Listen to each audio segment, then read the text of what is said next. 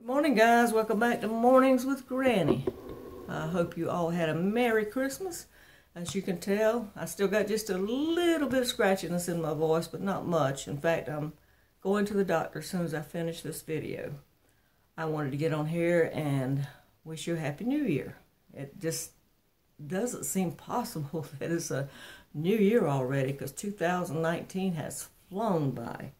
You realize I've been on YouTube since I think April, and I have enjoyed every minute talking to you guys, and I appreciate all the comments and all the support and all the mail and everything. Just thank you guys. I appreciate it.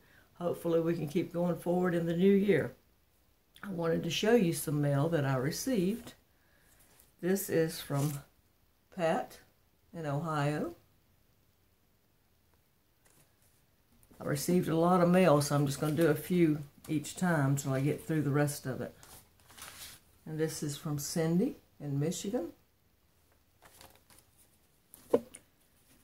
And this is from, let's see, Thelma in New York. And this one is from Vicky in Texas. And Vicky also sent these kitchen towels. Aren't those pretty? Look like spring. Thank you. It looks like they're handmade. She didn't say, but I think they're handmade. Thank you. Thank you so much. All right, let's talk about New Year's. How many of you make a New Year's resolutions? I'm not going to ask you how many keep them, because I think like the statistics are 92% don't keep their New Year's resolutions. But how many make New Year's resolutions? Now, in the comments below, I want you to tell me if you know where the tradition of New Year's resolution started. Before I tell you in a minute, I want you to tell me if you knew this, because I'm curious. When I hear a saying or I start thinking about traditions, I look it up. So I'm going to tell you how New Year's resolutions started, and no, I don't make them. So let's talk about how they got started. 4,000 years ago, the Babylonians were the ones that started it. Excuse me. Their New Year started toward late March. It was always after the new moon in March, and that's when their New Year started. They had a festival of 11 days called the Akita Festival. And their festival was to celebrate their sun god. I think you pronounce it Mardur. It's M-A-R-D-U-R, I believe. It was to celebrate his rebirth each year. So they made promises, New Year's resolutions, to the god to appease him so that he would be nicer toward them, I guess you would say. He would do things for them because they thought if they did things for him and promises for him, then he would reciprocate, in other words. Now, Julius Caesar came along and he changed the calendar. And when he changed the calendar, he met with astrologers, I can't even say it. He met with astrologers and talked to them, and they decided to do the calendar starting January the 1st. And it would still be celebrated, but this time they're praying to the god Janus, J-A-N-U-S, which January is named after. But it started on the 1st of January. And at that time, they did the same thing. They did the New Year's resolutions, promising great things to the god. And they also offered sacrifices.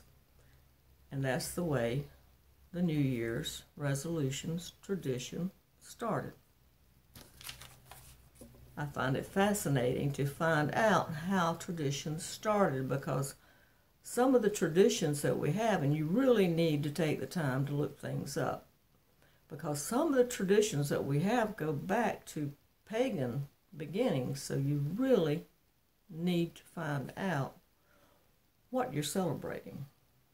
Now, I'm not telling you not to make New Year's resolutions. I just thought it was fascinating to find out how it started. So that's my little bit of history lesson for the day. All right, guys, I've got to get ready to go to the doctor. So hopefully, if my voice holds out, Friday we'll get back on regular schedule and get back to doing the what if maybe Monday, because I know a lot of people have asks for that. And on another note, how many of you saw Loretta Schwartz Noble, the author of Starving in the Shadow of Plenty? How many of you did watch her on November the 29th? I kept forgetting to ask because I got sick afterwards. But how many of you watched her on 2020 on the baby swap conspiracy? It was 2 hours long, and I fell asleep the last 15 minutes, so I didn't see who ordered the swap of the babies. So I had to write her and ask her, and she told me. I'm not going to tell you because if you haven't watched it, you can probably look it up usually on YouTube or one of the other channels. But she was kind enough to answer me and tell me. So it kind of aggravated me. I'm bad about that. I'll be watching a movie, in about the last 15 minutes I'll fall asleep. And I don't know what happened, but luckily if it's on Netflix or something, I can rewind it. But this was on regular TV. But anyway, getting back to the point, we'll start back on the What If Monday, and I'll start back reading from Starving in the Shadow of Plenty. I hope you guys have a Happy New Year. I hope this year's been good to you. Whatever you're doing to celebrate New Year's Eve, please be careful. And Lord willing, I will see you Friday. Bye-bye.